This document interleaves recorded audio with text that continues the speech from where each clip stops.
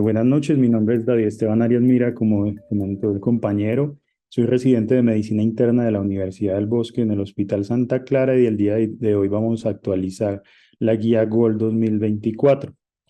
Vamos a plantear unos objetivos, los cuales van a ser una introducción donde se incluye la definición de la etiología, el diagnóstico, clasificación, tratamiento y la prevención de exacerbaciones. En aras del tiempo no vamos a tocar lo que es el EPOC exacerbado y vamos a comentar entonces con la introducción.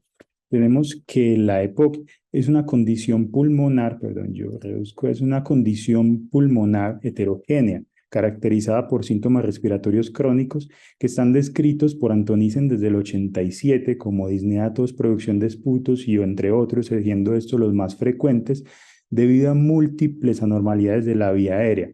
Aquí encontramos esta heterogeneidad donde hay anormalidades de la vía aérea que pueden caracterizarse por bronquitis o bronquiolitis y del alvéolo, tanto enfisema como algunas otras manifestaciones clínicas como puede ser el atrapamiento de aire secundario a él. Estas manifestaciones persisten y progresan generando una obstrucción de la vía aérea, que es a final de cuentas cómo se diagnostica la enfermedad.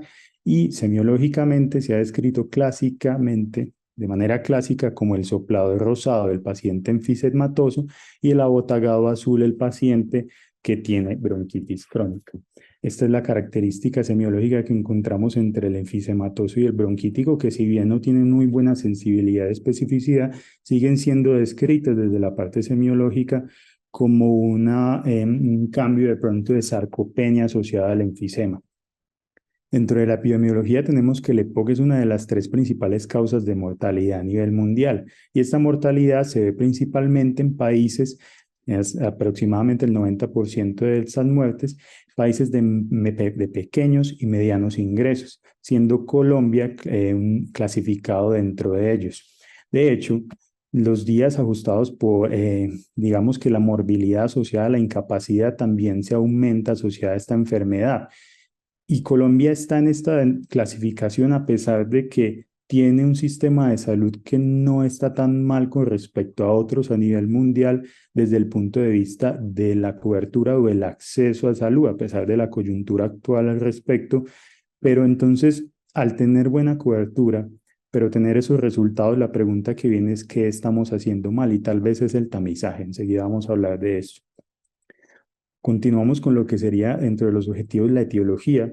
Dentro de la etiología tenemos que la EPOC se caracteriza por una etiología genética y ambiental. Clásicamente siempre se ha hablado de la etiología ambiental. Sin embargo, la etiología genética ha tenido mucha cabida últimamente, sobre todo por el tamizaje de las mutaciones de los genes de serpina, que son básicamente las antiproteasas, donde encontramos el déficit de alfa-1 antitripsina, que enseguida hablamos un poco más de él, y las ambientales, que clásicamente se ha descrito como el tabaquismo, que puede ser tanto activo como pasivo, la inhalación de gases tóxicos, que va a ser dependiente principalmente del tiempo de exposición, aunque algunas personas tienen un factor de predisposición que a menor exposición que a menor exposición podría aumentar el riesgo de desencadenar la enfermedad. La polución, como se ha descrito en muchas poblaciones a nivel mundial, donde la contaminación de sus ciudades suele explicar algunas anomalías que se encuentran de manera aleatoria en la función pulmonar en pacientes presuntamente sanos, el tabaquismo durante la gestación, la prematuridad y la reactividad bronquial se han asociado a ello. Para hablar de la genética en el EPOC, tenemos una serie de mutaciones genéticas que se pueden asociar a la misma. Sin embargo, los genes de antiproteasa o SERPINA1 son los más descritos. ¿Por qué? Porque en la estructura bronquial, en la estructura alveolar respiratoria, debe haber un equilibrio entre lo que son las elastasas o las proteasas y las antiproteasas. ¿Por qué? nosotros tenemos un recambio celular en todo el cuerpo y el pulmón está exento de ellos. Cuando hay una reestructuración del mismo, se requiere un equilibrio entre lo que sería la destrucción y la construcción nuevamente de un tejido. Cuando se pierde la alfa-1 antitripsina o la antiproteasa, la proteasa va a aumentar o va a aumentar su expresión o su función, por ende va a aumentar la probabilidad de tener ese enfisema que clásicamente se describe como panacinal. Si bien el déficit de alfa-1 antitripsina se puede definir con menos de 1 gramo por litro, hay algunas referencias, como les vamos a comentar adelante, que hablan de menos de 60 miligramos por decilitro, y eso va a depender principalmente del laboratorio donde se vaya a tomar la muestra. La mutación o la expresión de la mutación es principalmente descrita en los pacientes con mutación homocigota. Estos pacientes suelen ser de edad joven, esto es lo que clásicamente se nos ha descrito, de edad joven, que se asocian a hepatopatía de etiología no clara, de pronto incluso avanzar a cáncer hepático y algunas patologías vasculíticas sistémicas. Sin embargo, en Colombia este año se publicó en mayo del 2023. Este estudio es un estudio transversal donde se incluyeron ciudades de varias regiones del país con un total de más de 1.000 pacientes en los cuales se les realizó un genotipo de células en mucosa oral, donde encontraron que al menos el 13% de ellos, es decir, 144 pacientes, tenían algún tipo de mutación. Estas mutaciones en algunos casos eran, o en su mayoría eran heterocigotas, por eso no se asociaban con un déficit medido de alfa-1 antitripsina, pero ya tenían de por sí esa herencia. En los casos en los que se documentó el déficit eran en su mayoría homocigotos. Pero hay algo que es interesante a la hora de analizar esta tabla, y es que cuando vemos las características clínicas de los pacientes con o sin mutación, realmente no hay una diferencia importante en términos de edad o factor exposicional que nos hagan decir que tal vez uno u otro paciente tenga más riesgo que otro en tener este déficit. Por ende, lo que clásicamente se describía en tamizar los pacientes de menos de cierta edad o con pocos factores de riesgo para EPOC y que tuvieran de pronto un enfisema panacinal, por ejemplo, es algo que se debería de pronto dejar un poco y ahora sí seguir un poco más lo que recomienda en la guía, y es tamizar a todos los pacientes con EPOC. Para avanzar en lo que sería el diagnóstico, tenemos que la EPOC, no solamente la EPOC, sino la guía nos propone otros términos que son la EPOC, pre-EPOC y el PRINCE o espirometría alterada con relación preservada. Para definir la EPOC nosotros tenemos los criterios, digamos, clínicos o las manifestaciones clínicas que son a la final lo que nos dan la valoración pretest para llevar al paciente a espirometría, donde la disnea y la tos crónica son las manifestaciones clínicas cardinales. Esto asociado a una espirometría donde haya una proporción o la relación BF1 capacidad vital forzada menor al 70%, que es como se interpreta eso, persistentemente postbroncodilatador, es lo que nos da el diagnóstico. Pero el pre-EPOC, ¿qué es? El pre-EPOC es el paciente que también tiene esa valoración pretest con una alta probabilidad, que tiene además cambios estructurales, ya sea enfisema, bronquiectasias o atrapamiento aéreo, en el cual la espirometría no muestra ese cambio en la relación. ¿Y cuál es el objetivo? Hacer un tamizaje temprano y cambiar esas gráficas de mortalidad que tenemos a pesar de tener una buena cobertura en el sistema.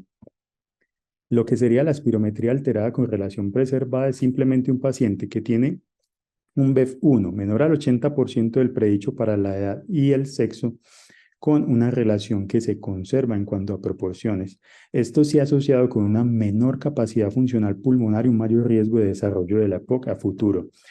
Entonces, ¿qué es la espirometría? Es básicamente una prueba que mide y grafica los flujos y volúmenes respiratorios antes y después de la acción de un broncodilatador, que se usa principalmente los beta-2 agonistas de acción corta en dosis de 400 microgramos, pero que también se podrían usar los anticolinérgicos.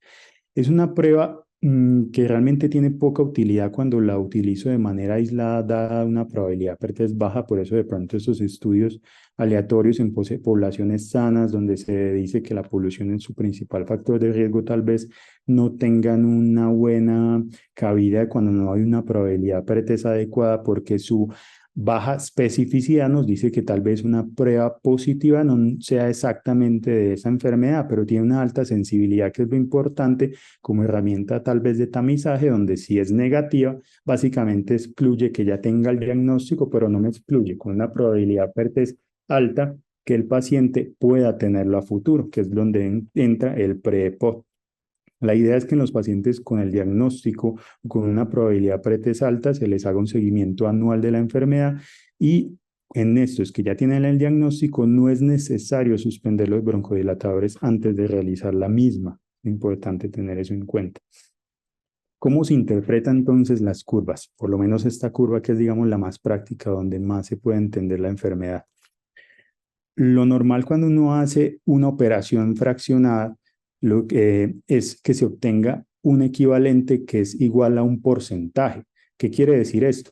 Que este BEF1 debería ser más del 80% de la capacidad vital forzada. Esto es lo que estoy realmente obteniendo de aquí. Por eso el resultado es que sea menor al 70%.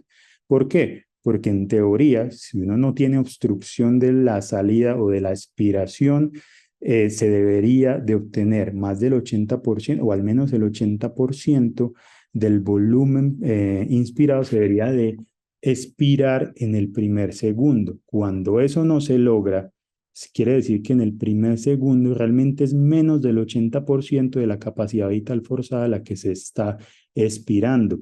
¿Y eso qué es lo que, cómo se interpreta? Que el paciente necesita más tiempo expiratorio para lograr expirar, valga la redundancia, ese volumen que inspiró inicialmente. Así es como se interpreta la prueba, y es por eso que un paciente con EPOC, que está en ventilación mecánica, por ejemplo, se le tiene que aumentar el tiempo expiratorio, y es el objetivo para lograr expirar todo esto. Y es ahí la conclusión del criterio diagnóstico del menos de 0,7, que es a final de cuentas menos del 70% de la capacidad vital forzada. Ya lo que sería el PRINCE o la relación conservada es el paciente que tiene un BEF1 menos del 80% de total, pero realmente está entre ese 70 y 80%. Y un paciente que tiene de pronto un menor volumen o menor función pulmonar que otros.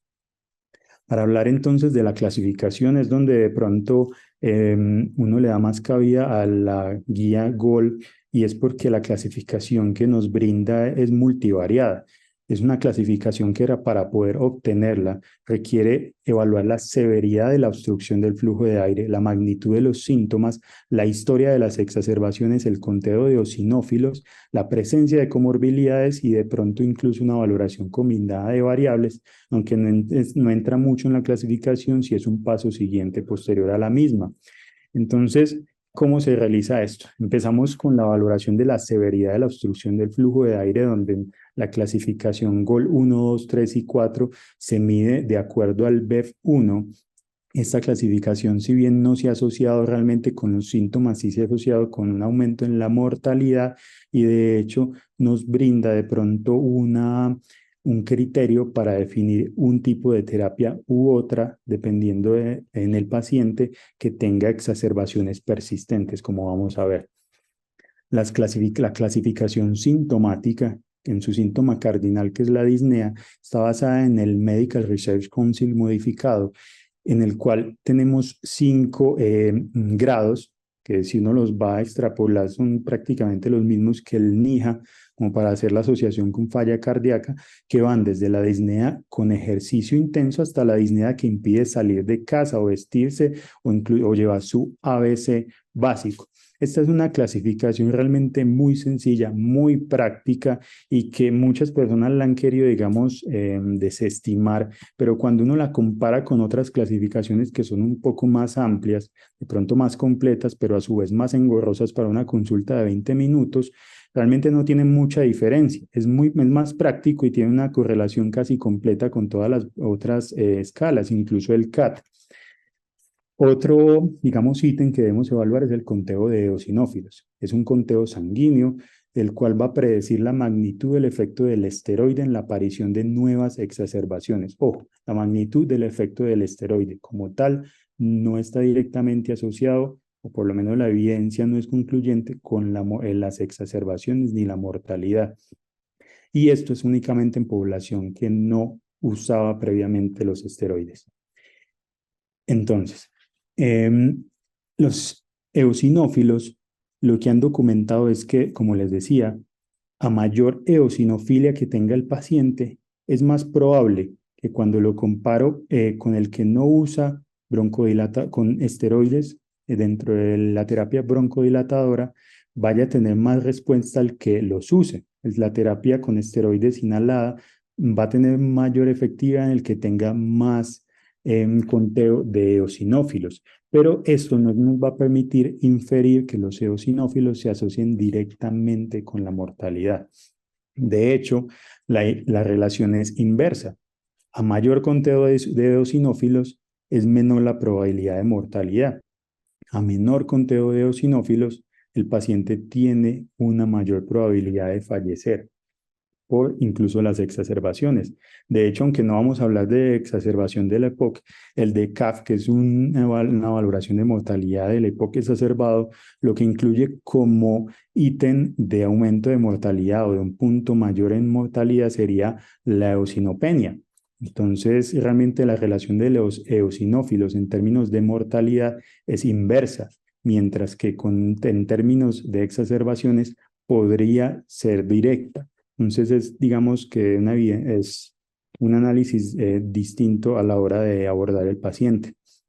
Con respecto a las comorbilidades, tenemos que la más frecuente es la falla cardíaca, principalmente derecha, a tener en cuenta que no solo falla cardíaca, sino ese compromiso estructural que hace sobre las aurículas me genera un aumento en el riesgo de taquiarritmias supraventriculares, entre ellas el flúter auricular como una de las principales.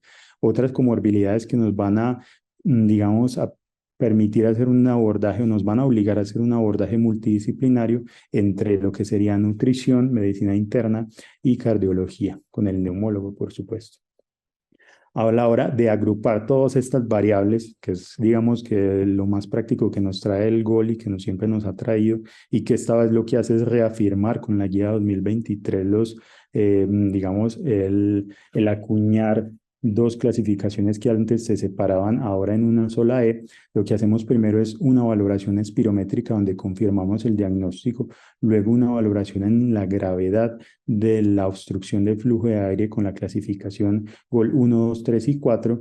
Luego evaluamos si el paciente ha tenido alguna exacerbación y si esas exacerbaciones han requerido estancia hospitalaria para posteriormente evaluar la clasificación de la disnea.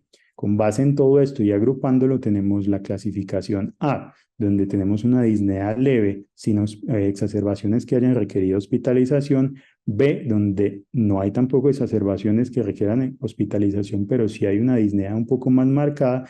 Y la E, que es básicamente independientemente del grado de disnea, un paciente que al menos haya requerido estar una vez en el hospital por una EPOC exacerbado. Esto vale la pena la aclaración de la cuña o la trivia que tenemos en Instagram. Es tal vez lo más importante que quiero dejar en la charla y es uno de los ítems, uno de los aspectos, es que si tenemos un paciente hospitalizado por EPOC, no hay una justificación, a no ser que la EPS no le quiere dar nada, para darle salida sin broncodilatadores de larga acción, como vamos a ver enseguida. Para hablar entonces del tratamiento, tenemos que los objetivos terapéuticos van a ser principalmente impactar en la severidad de la obstrucción al flujo de aire, disminuir el riesgo de exacerbaciones y hacer un tamizaje de comorbilidades. Dentro de las medidas generales, siempre el cese del tabaquismo. No solamente es la asesoría, sino brindarles las alternativas terapéuticas que si bien en muchos casos no son de digamos, de experticia para muchos especialistas, tal vez al menos brindarle el acompañamiento por toxicología o psiquiatría para que logren ese cese tabáquico. Darles a entender que el vaping no es una alternativa, de hecho se asocia también con neumopatías, incluso lesiones faciales por el daño de los dispositivos, como ya se han reportado en muchos casos.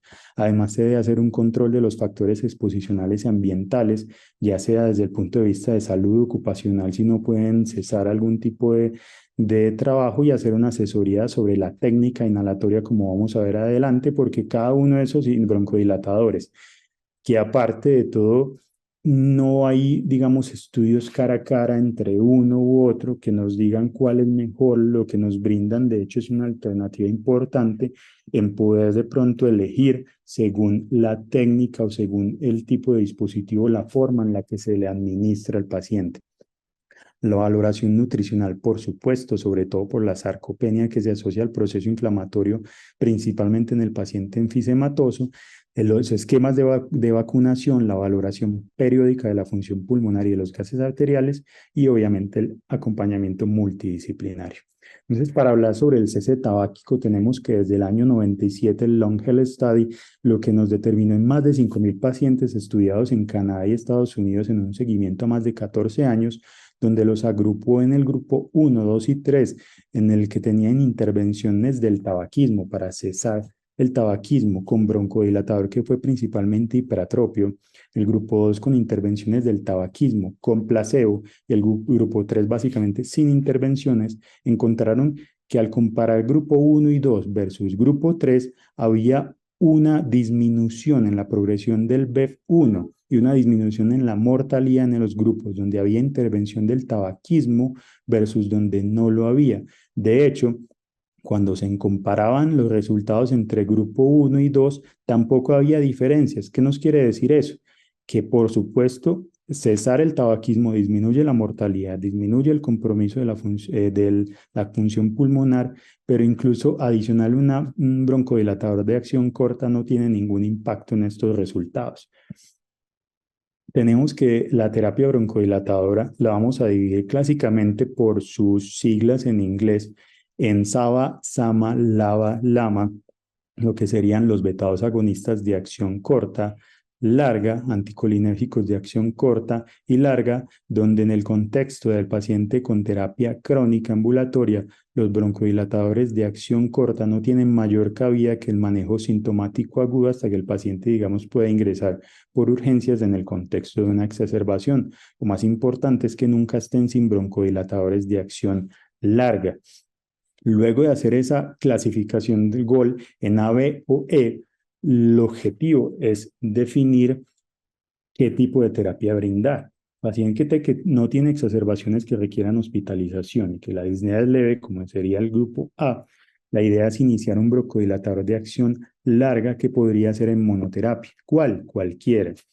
Hay, digamos, algunos reportes o estudios que dicen que tal vez el beta-2 agonista de acción larga puede impactar un poco más en su funcionalidad, que podría ser una alternativa para hacerlo, pero puede incluso asociarse con mayor riesgo de taquiarritmias. Eh, Cuando tenemos un grupo B, la idea es dar terapia dual. ¿Cuál es el problema? Que la idea es que sea terapia combinada en una sola presentación, no terapias diferentes. El problema es que es una terapia que no es tan costosa, pero para algunas EPS sí podría hacerlo, entonces es difícil a veces obtener lo que se los autoricen.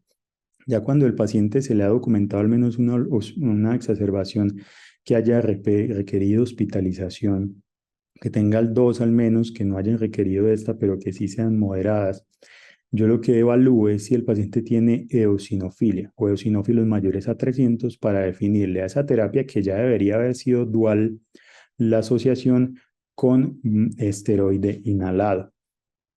La pregunta que le viene a uno después de hablar de todos esos medicamentos es, ¿cuál es la evidencia? Entonces, la evidencia son varias. Tenemos el ensayo clínico EMAX, publicado en el 2019, en un seguimiento de 24 semanas, donde compararon el umeclinio bilanterol versus bilanterol o salmeterol solo y encontraron una tendencia a una mejoría en el BEF1 en los pacientes con terapia dual. Otro ensayo clínico, el IMPACT, publicado en el 2018 con más de 10.000 pacientes con un seguimiento a 52 semanas, donde se evaluó el umeclinio bilanterol fluticasona versus la asociación con umeclinio bilanterol o fluticasona bilanterol y encontraron una disminución de las exacerbaciones asociadas a esta terapia triple. Ya tenemos mejoría en la BEF1, mejoría en las exacerbaciones, donde también incluso el ETOS, publicado en el 2020, documentó lo mismo en este caso con glicopirronio formoterol budesonida, con una disminución en las exacerbaciones en un seguimiento de 52 semanas con más de 8.000 pacientes.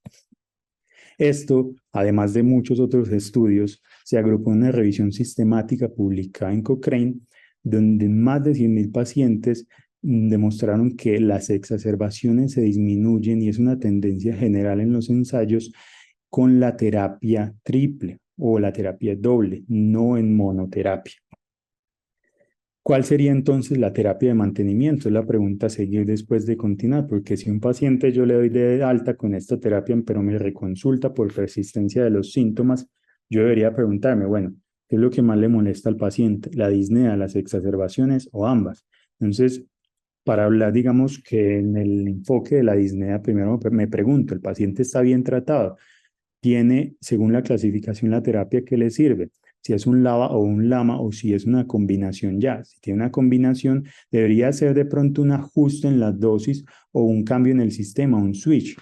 La misma guía nos trae una tabla donde nos dice que broncodilatadores son de inhalación lenta, como serían los de dosis medida, perdón, o de niebla suave, donde el paciente requiere un esfuerzo inhalatorio un poco más prolongado, que si no lo logra no va a ser efectiva su terapia, mientras que son los que son de polvo seco van a requerir en cambio una inhalación profunda. Entonces debería evaluar la técnica. Si de pronto el paciente no está logrando esa técnica según el tipo de broncodilatador, que podemos consultarlo en la misma tabla de la guía, nosotros podríamos hacer un switch al otro tipo de terapia, teniendo en cuenta que no hay un estudio cara a cara entre los mismos broncodilatadores que nos diga que uno es mejor que otro, como para definir que independientemente del tipo o el tipo de sistema, yo debería elegir uno u otro. En caso de que con estos cambios no se logre, podría buscar una alternativa de nebulizaciones en casa, pero la mayoría están enfocadas a esa terapia broncodilatadora de acción corta que no tiene mayor evidencia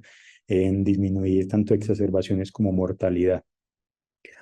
A la hora de evaluar también las exacerbaciones como uno de los criterios en el seguimiento del paciente, deberíamos de preguntarnos, primero, obviamente, si viene con una monoterapia, si tiene eosinófilos. Si los eosinófilos son mayores a 300, yo puedo pasar de una monoterapia a una terapia triple de inmediato, pero si el paciente tiene menos de 300 de eosinófilos, puedo hacer un cambio a terapia dual, o sea, pasar de un gol A a un gol B, si persiste la clínica. Si a pesar de este cambio el paciente tiene un conteo de eosinófilos menor a 100 y persiste con la clínica, yo debería evaluar directamente el último escalón, que sería roflumilaz o acitromicina. Si el paciente tiene eosinófilos mayor a 100 y persiste con la clínica y hay un bache, digamos, en la evidencia, porque la mayoría de los estudios habla de eosinófilos mayores a 300, ellos recomiendan que en ausencia de contraindicaciones, que enseguida las documento, si tiene un conteo de eosinófilos mayor a 100, podría asociarle el corticoide inhalado antes de considerar una terapia avanzada como lo sería un inhibidor de fosfodiesterasa 4 que se escoge principalmente cuando hay un BF1 menor a 50 y un bronquitis crónica, o la citromicina, escogida principalmente en los pacientes que persisten con tabaquismo. Y estas contraindicaciones o esta semaforización sobre el uso del corticoide, lo que nos va a decir es que no lo debería usar no solamente cuando los eosinófilos son menores a 100, sino cuando hay eventos de neumonía de repetición o historia de infección por micobacterias. Las demás indicaciones son las ya descritas, esta con una evidencia no tan sólida, que sería niveles mayor a 100, como ya les comentaba. Ahora, para hablar del déficit de alfa-1 antitripsina, si bien lo tocamos como una estrategia importante de tamizaje, eso sí tiene un objetivo y no es solamente lograr un diagnóstico de una enfermedad rara, sino lograr una intervención en una enfermedad que tiene una terapia que le cambia el pronóstico. Los ensayos clínicos STACLI y el RAPID documentaron que dosis de 60 miligramos por kilo cada 7 días durante 2 años mejoran la evolución en la densidad pulmonar en el seguimiento tomográfico de esos pacientes durante ese tiempo. Esto se puede incluso extrapolar a los resultados clínicos del mismo. Entonces, creo que es un aspecto que vale la pena de pronto seguir interviniendo o sensibilizar al respecto en los servicios. Para finalizar, tenemos lo que serían la prevención de las exacerbaciones. La vacunación es tal vez una estrategia de las más importantes, de las más olvidadas, Después del COVID, pues, nos dedicamos solo a la vacuna de COVID, me incluyo en ese aspecto. Se recomienda que sea basada en las guías locales, incluyendo obviamente la guía COVID, y a tener en cuenta que nuestra guía del 2016 lo que recomienda es influenza y neumococo. Obviamente es una guía prepandemia, entonces hay que incluir el esquema de COVID. Y la recomendación sobre el neumococo es que sea una vacuna de 20 valencias. Si no se logra esa y se logra la de 15, pues que tenga un refuerzo de 23 valencias, pero que no se deje de administrar, porque estas van a disminuir tanto la mortalidad como las exacerbaciones por la enfermedad. Se pueden en algunos casos, en unos nichos poblacionales individuales, adicional el virus sincitial, herpes zóster o incluso reforzar algunos esquemas que hayan sido faltantes en la adolescencia. Con respecto a la rehabilitación pulmonar, eso es una revisión sistemática de 3 ensayos clínicos con 800 pacientes en total, donde evaluaron el impacto en la mortalidad de la rehabilitación pulmonar temprana, es decir, dentro de las primeras 4 semanas luego del egreso hospitalario, versus una atención estándar con las terapias habituales farmacológicas sin rehabilitación pulmonar. Y lo que vieron fue una tendencia, una disminución en el riesgo de mortalidad en los pacientes en los que se intervino con rehabilitación pulmonar temprana. Entonces, otra intervención que disminuye la mortalidad. La oxigenoterapia, la idea del oxígeno es administrarlo al menos 15 horas al día, que es lo que tiene evidencia en disminuir mortalidad en pacientes con hipoxemia grave. Estos pacientes con hipoxemia grave se clasifican con PO2 menor a 55 o saturación menor a 88 con FiO2 ambiente. Esto podría ser distinto en Bogotá, y en los pacientes con hipertensión pulmonar, falla cardíaca derecha y poliglobulia se podría subir un poco más el punto de corte de PO2 menor a 60. Se debería de revalorar esa continuidad del medicamento, de la oxigenoterapia, entre 60 y 90 días. Y esto es una pregunta muy habitual de los pacientes, si pueden o no viajar sin oxígeno. Y realmente cuando uno dice sin oxígeno, la única manera de definirlo es que haga una prueba de caminata de 6 minutos donde se documente una saturación durante la caminata que no sea menor a 84% y una saturación en reposo mayor a 95% previa a ella. Importante de esto es que no cualquier bala de oxígeno se puede ingresar en un avión. Si no logran eso, pues que tampoco se pierdan su viaje. Se les pueden dar alternativas que incluso se pueden pedir a la EPS, y es algo que he visto que en algunas EPS lo entregan de acuerdo a las recomendaciones de la Administración Federal de Aviación, la cual nos dice que solo se pueden ingresar en un avión alguna de estas marcas de oxígeno portables, que son las que permiten, en el contexto de la presurización del avión, llevar un vuelo seguro. Con respecto a lo que serían las intervenciones en pacientes que requieran ventilación mecánica no invasiva durante la estancia hospitalaria, que son individuos que hayan ingresado en el hospital por acidosis respiratoria o falla respiratoria tipo 2 o encefalopatía hipercápnica y demás, en quienes haya persistencia de PCO2 mayor a 55 milímetros de mercurio después de 2 semanas, se les debería de administrar ventilación mecánica no invasiva en el hogar, tal y como se le administra a un paciente con apnea obstructiva del sueño, ya que esto demostró disminuir la mortalidad en este ensayo clínico publicado en JAMA en el 2017, con un seguimiento de 116 pacientes en el Reino Unido. Entonces, otra intervención no farmacológica que disminuye la mortalidad.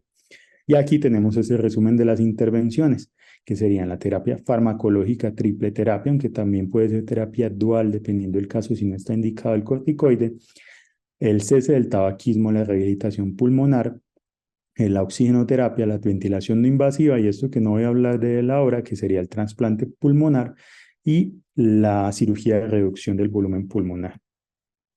Entonces, como conclusiones tenemos que el déficit de alfa-1 antitripsina no es un hallazgo ajeno a nuestro medio, a tener en cuenta eso. El PREEPOC y el PRIMS tienen como objetivo impactar de manera temprana en la evolución de la enfermedad. La evidencia en torno a los eosinófilos es contradictoria. Pueden asociarse, si aumentan, a un aumento de las exacerbaciones, pero a una disminución en la mortalidad, y si disminuyen, tal vez menos esas exacerbaciones, pero exacerbaciones con mayor riesgo de mortalidad. que la triple terapia es el esquema ideal en pacientes con indicación de esteroide inhalado. Entonces, estamos con el CTO y la idea es ayudarles a los muchachos que estén en aras de pasar a su posgrado, tanto aquí como en España o en otros lugares. Y el doctor Macarrón, que es de hecho el subdirector del CTO, nos trae un taller de técnicas de examen que está en YouTube, que se puede evaluar, trae varios tips y vamos a hacer 3 preguntas sencillas con base en este tipo de tips. Entonces, ¿qué es la enfermedad pulmonar obstructiva crónica? A, una enfermedad pulmonar que causa obstrucción totalmente irreversible al flujo de aire, una enfermedad ocasionada exclusivamente por el tabaquismo, C, una enfermedad obstructiva del flujo de aire pulmonar de origen multifactorial, D, una enfermedad principalmente ocasionada por el déficit de alfa-1 antitripsina, o E, todas las anteriores. Cuando se enfrenten a una pregunta que tenga enunciados que sean definitorios, que nos digan exclusivo totalmente, no tanto principalmente dependiendo de la epidemiología, pero que se basen en términos que sean definitorios, teniendo en cuenta que la medicina es una ciencia biológica y no una ciencia exacta, suelen ser enunciados negativos, a no ser que sea una patología o un hecho o un hallazgo patognomónico. Por ende, la más acertada sería la más abierta, que sería una enfermedad obstructiva del flujo de aire pulmonar de origen multifactorial. Otra pregunta que es un poco más fácil, las siguientes intervenciones tienen evidencia en la reducción de la mortalidad en EPOC. A, oxígeno en pacientes con hipoxemia grave. B, terapia broncodilatadora de larga acción en monoterapia. C, rehabilitación pulmonar. D, cese del tabaquismo. E, ventilación mecánica no invasiva más oxígeno. Por supuesto, estas ya las he descrito en la charla, pero pues realmente hablamos fue de terapia triple o dual. Entonces, esta sería la negativa o la excepto. Y por último, de las siguientes afirmaciones sobre el déficit de alfa-1 antitripsina, ¿cuál es la falsa? A, se debería tamizar para su déficit a toda la población con EPOC. B, la alteración homocigota se relaciona con mayor riesgo de déficit. C, la prevalencia en Colombia podría ser similar a otras poblaciones, sin embargo, hay subdiagnóstico, la alteración heterocigota se relaciona con mayor riesgo del déficit. O E, ninguna de las anteriores. Otro tip es que cuando haya dos enunciados que se contradigan, generalmente uno es la respuesta y hay un 50% de probabilidades de tener una respuesta acertada. Ya hablamos de que el homocigoto tiene mayor riesgo de presentar la enfermedad, por ende el que sería falso sería el heterocigoto. Eso fue todo por hoy. Pues muchas gracias por la atención prestada. No, pues algunas preguntas que hicieron sobre la charla y sobre el tema en especial son muy interesantes, por lo menos el índice de Tipano. Hay que tener en cuenta que hoy en día hay una tendencia, y creo que es muy práctica, a dejar los epónimos en los términos. Entonces, el índice de Tefano, que es a la final, cómo se diagnostica el EPOC respecto a la relación BF1 capacidad vital forzada, menor al 70%, es realmente ese, como se mencionó desde su descripción inicial. Eh, con respecto a los índices de tabaco año, paquete año, índice de Brigham, como recomienda la guía colombiana, si bien me clasifican un grado de exposición, ya cada vez se describe menos como un factor importante a la hora de definir que un paciente tenga más riesgo o no de tener la enfermedad, ya que eso radica principalmente es en la susceptibilidad, en especial el tabaco año. Se clasifica principalmente con el número de cigarrillos fumados o el número de paquetes al día por el número de años fumando, y eso me da una clasificación en grado leve, moderado y severo. La guía colombiana recomienda el índice de Brigham, pero pues el objetivo de la charla era más enfocado al gol. El Brigham me parece un poco más práctico. Mm, ¿Cómo diagnostica síndrome de solapamiento asma-EPOC? Recordar que el asma se caracteriza más es por una respuesta del BF1 a la terapia broncodilatadora más del 12%.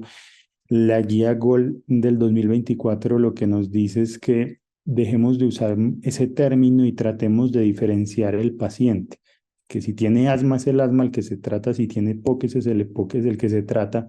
Antes del solapamiento, de cierta manera, se podría abordar porque las terapias broncodilatadoras y esteroides eran casi con una secuencia muy similar en las enfermedades, pero el advenimiento, y me iría a la siguiente pregunta, de terapia biológica, sobre todo en el asma, ha permitido que de pronto logremos separar ese nicho terapéutico y así lograr de pronto mayor eficacia a la hora de intervenir esos pacientes que responden mal el BEF1, incluso a pesar de tener un BEF1, una relación persistentemente menor al 70%. Entonces, dejar de pronto de mencionar asma EPOC y ya definir el paciente con asma, así haya fumado, así haya tenido otros factores exposicionales, pero que tenga esas características paraclínicas para poderle seguir su escalonamiento terapéutico. Y ahí complemento la pregunta del omalizumab, donde realmente no tiene cabida en la sobreposición, es en el asma. Y es de pronto la terapia biológica que más evidencia tiene porque fue de las primeras o la primera que se documentó, en donde el principal efecto adverso pues realmente es la reacción de hipersensibilidad al mismo, la respuesta alérgica a la terapia, en quien paradójicamente lo que se ha documentado es que la terapia con esteroides en dosis altas suele asociarse con mayor riesgo de reacción a ella. Entonces hay algunas recomendaciones sobre disminuir esas dosis de esteroide antes de la administración, lo cual no es tan claro. Con respecto a la puérpera, pues esto es un campo que no, realmente no tengo no intervengo mucho, pero sí se describe y en el GOL de hecho también lo describen de que el paciente con EPOC, la mujer en embarazo con EPOC, es un embarazo de alto riesgo porque tiene más probabilidades de tener parto pretérmino, recién nacido, con bajo peso al nacer o incluso el tabaquismo en la gestación asociarse con mayores riesgos digamos, de alteraciones en la formación pulmonar, y no solo pulmonar, sino sistémica de los pacientes del feto, el recién nacido. Con respecto a la diferencia de PREPOC y PRINCE, de pronto sí me faltó aclarar un poco más al respecto. El PREPOC es básicamente el paciente que tiene espirometría normal, pero tiene todo para hacer un EPOC, tiene la clínica, tiene una radiografía con atrapamiento aéreo, una tomografía donde uno puede ver bronquiectasia, se le ve un patrón enfisematoso, no le pide la espirometría y no le sale alterada.